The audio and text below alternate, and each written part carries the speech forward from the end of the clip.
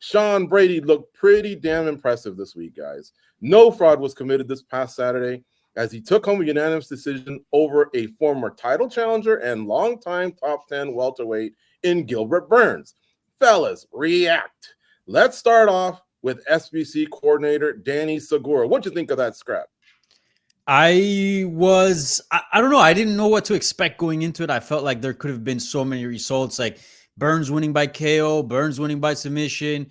A lot of results could have stemmed out of this, but I think we leave with a pretty clear sense that Sean Brady is the better fighter right this second, and that was a clean win, man. And Sean Brady, I believe he's here to stay. I think he's one of the top contenders, and he's going to be a top contender for quite some time. That was a great performance over a great and very game Durinho Burns.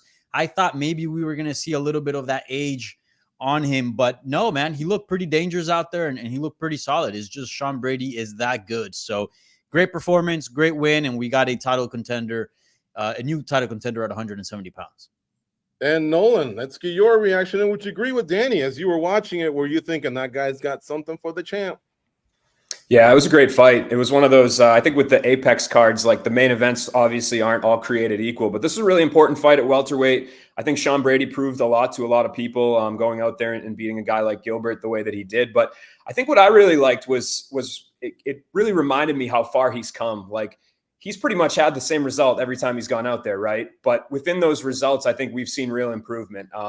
I think that he's come a long way as a guy that the UFC really didn't want to touch when he was on the regional scene. They were not interested. I think Eddie Alvarez, his buddy, kind of helped him get in finally, helped get him a chance in the UFC. And then it's just been, there's been times where maybe his style hasn't been that exciting or maybe, what the matchmakers are looking for. But I saw an effort for him to go out there and really make this, sure, he's great at grappling. He's great at getting people up against the cage and pushing them. But I thought he made a real effort to try to show off his striking a little bit and to engage and to make this a little bit more exciting than maybe it even needed to be for him to get that sweep. So good on him. I think this is, he's kind of breaking into that top challenger sort of area now. And I'm excited to kind of see where this aligns him in the division, but he's got to be, one or two fights away from getting that opportunity to fight for the title. Goes, let's hear your reaction. This is Gilbert Burns we're talking about. I mean, he's a former title challenger. And by the way, remember, Goes, years ago at Quintet, we were talking about Gilbert chasing Kamaru Usman, almost like the same thing here. It's just now he's the veteran that you have to get through, or one of them to get to the champ. First of all, I'm a little disappointed in you, George. I think you and Nolan probably could have told us that today was Represent Scrub Team Days. We didn't get to wear anything, so that kind of sucks for us, but obviously you guys did. For Gilbert, George, I was a little bit gutted, and I'm going to have to disagree a little bit with Danny.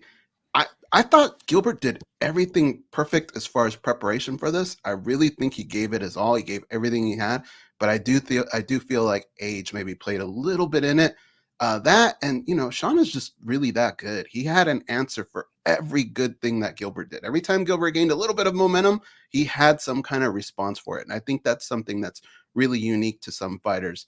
There's not a lot of them that can kind of pull that off. And I thought that was very impressive on Sean's behalf to be able to do that. Not to mention the experience that he gained in a 5-round fight.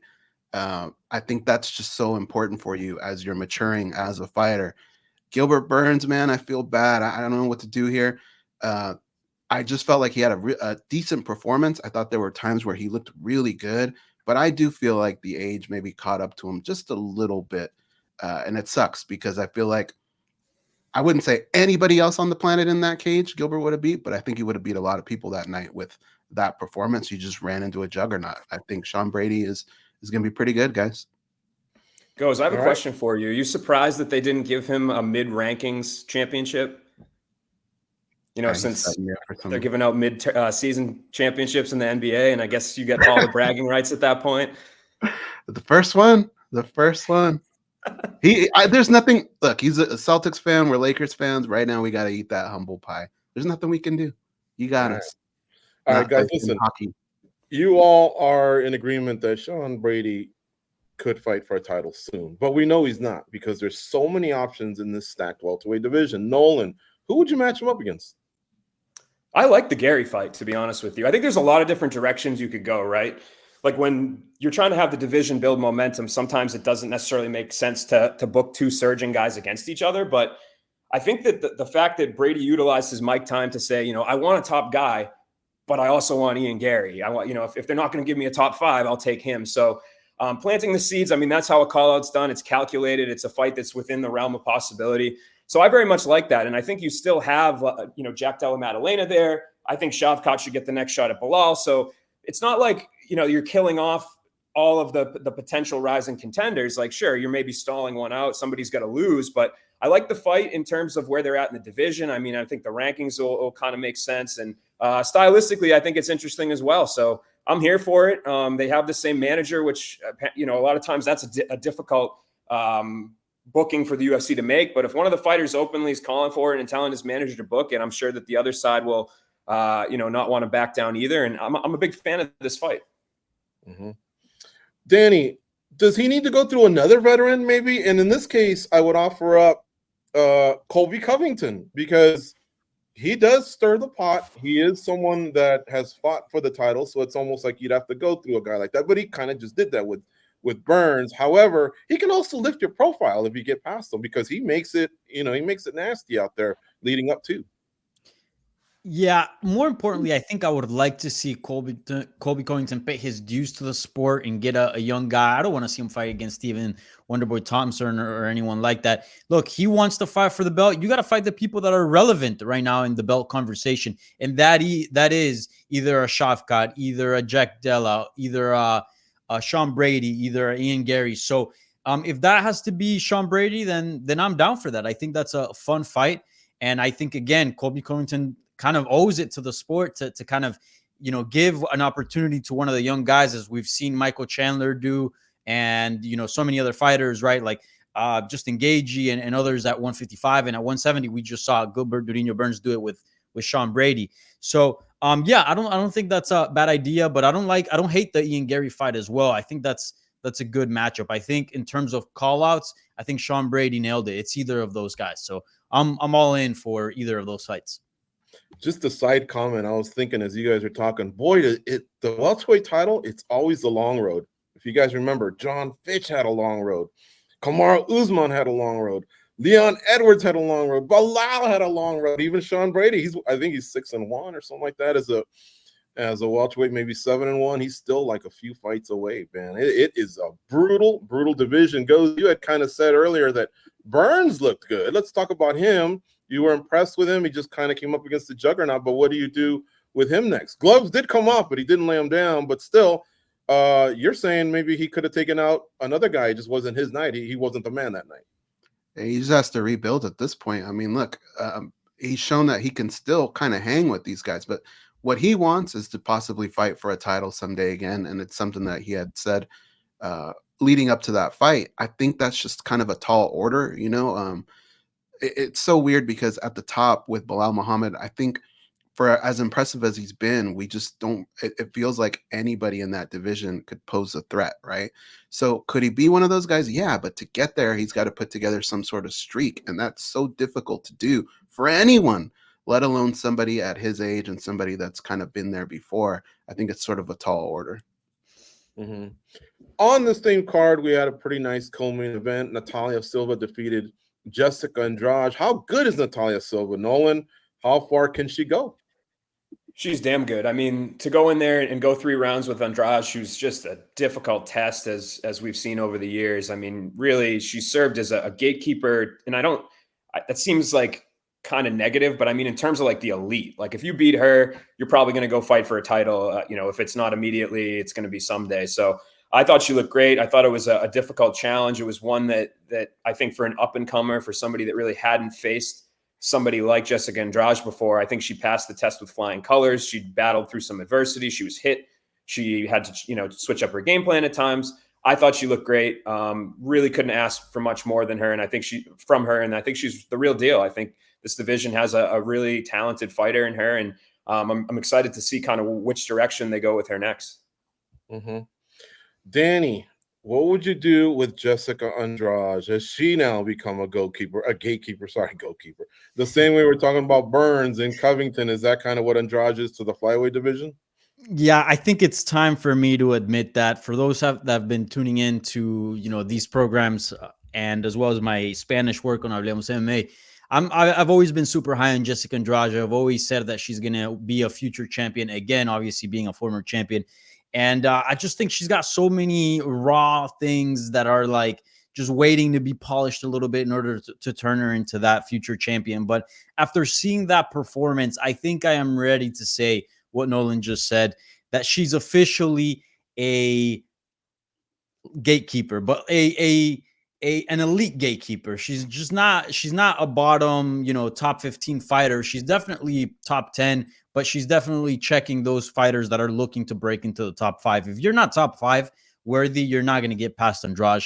She's just that good. But like, have I seen enough evolution for her to make a jump and be fighting for the belt in the future? I've been holding my breath and hoping for it for many years now. But at this point, with so many fights going down and just kind of seeing the same version, the same strategies of her, I think it's safe to say that she's officially an elite gatekeeper. It's hard for me to say, but I think that's where we're at with her career. Is that a bad thing though, guys? I don't think that's a bad thing to say. Look, especially when you've accomplished the things that she's accomplished in her career. I think some fighters just fight for different things. And I think right now Jessica Andrade is just fighting to make big paychecks. And she goes out there, she's in any time, any place, right? She'll show up. She'll, like Danny said, kind of the same tactics, but she goes out there and she gives you a good fight every single time, probably collects a good paycheck and usually gets a bonus. I don't know. Is that really like the worst thing in the world to be at this point in her career?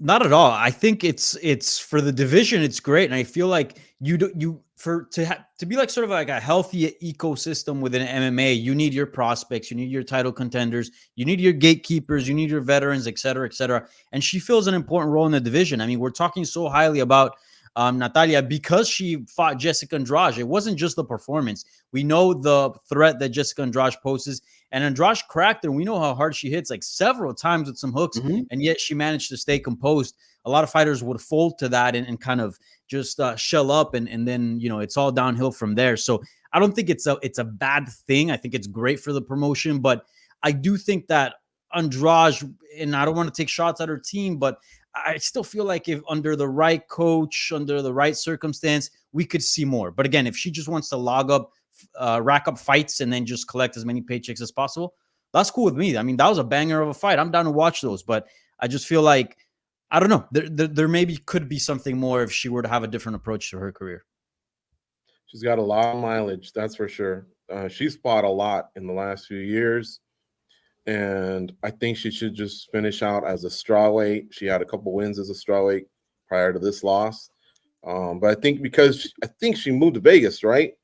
Yeah. And because she's around, I think they lean on her, and because she's fought at bantam, fly, and strawweight, and they pay you, right? Obviously, if you fight, you get paid. I think she's gotten mixed up in that the same way like an Andrei Arlovsky did for a long time.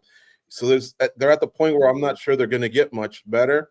But like Danny said, she's not a scrub gatekeeper. Like, it's not welcome to the UFC, welcome to the top 15, welcome to the top 10. It's welcome to the top 5, and now we talk about you as a challenger to get by her. So we're definitely giving her respect. She's a former champ. She's legit. But yeah, Natalia Silva, man, that was so legit. That move she had where she would counter with a punch and then that kick to the face, she must have landed it like 5 times. And nowhere else. I scour the internet pretty good. Can you get that type of B-roll than on Spinning Back Clique? And that's a shout out to MMA Junkie, Ken Hathaway, that's Cold Coffee, Kamikaze, that's Abby Subhan. So that's why you should tune in to Spinning Back Clique. And that's why you should tell all your friends, check out this show on Mondays, man. They always deliver. They're live. The panel rotates. You guys will like it. So hopefully you guys can help us out with that and help us out with a like as well. The like just means something to do with the algorithm. It's not like I love saying it, but other highlights did take place on the card. What else impressed you from this past UFC fight card at the Apex? Well, I've been saying it for years. You just don't mess with somebody who's got the last name Garcia. Steve Garcia is not playing. He does it over and over again. Every fight card. I think this is we interviewed him not too long ago. George is a real likable guy, but I think it's time to take that next step, right? I want to see more of this guy. I love when this guy fights, and he's just the bonus machine. I think the way he fights is just nonstop KOs. 5 straight. Yeah, that is pretty damn impressive. How about you, Nolan? How about that Cody Durden choke, huh? The little ninja choke going on there. 4 days notice, going in there and beating Matt Schnell. It's good stuff, man. I think he's kind of, again, a guy he hasn't always had results that are consistent, but I think he's gotten consistently better. Like, he was on the verge of getting cut from the UFC at one point. He had lost 3 in a row, and for him to kind of come back, seize the moment, he was in shape and go out there and choke Matt Schnell, who seemed to retire afterwards as well. Hey, Nolan, don't undersell it too. That was after a weekend of having some beverages and having a good time in South Florida. So that's a big one. Yeah. Stay with you, Danny. Who impressed you from the card? I'm gonna go with Chris Padilla. What a performance! What an elbow! I mean, that was disgusting. You saw the eye of his opponent just like completely swollen up. Man, this guy's good. This guy's good, and this guy's dangerous. And he stayed composed. He had a tough fight ahead of him, and that's probably one of the most brutal shots we've seen this year. I mean, it's definitely up there. So, shouts out to Padilla. His swag, his post-fight, it gets you excited. It's hard to remember fighters after a fight night, especially, because they bring in the next 10, the next 20 fighters, the next 24 fighters, or there's a Bellator the next night or a PFL. You can't remember them all. But, man, he stood out to me because of the elbows. And like I said, he's got some swag. I couldn't believe when I looked him up and he lost 6 times because this guy looks like a natural street dude from Gardena, which is a suburb of LA. But, man, there's definitely some rough streets there. I'll do a quick one because we got to move on. Jacqueline Amorim. Look, I know that Vanessa accused her of digging into the glove or not. I didn't see a conclusive angle that told me that, but like Bisping was saying, Cruz, like, hey man, when you're grabbing the wrist, you're just going to come across that. And I would say I really like Vanessa Demopoulos too. You just can't complain about it at that time because not only did she kind of verbally do it, and I've seen other fighters complain verbally, but it was her body halted too, and the other one ain't stopping. It's not like when 2 guys are fighting and one gets hit in the cup and they call their own timeout, which you're not supposed to do either. Here you're already on the ground and she was already attacking, and you're on the ground with a world-class grappler. Not the time to do it, but Jacqueline impressed, and we're all just going to move on. I don't even think she should deal with the appeal. I think Vanessa just needs to dust herself off and move on.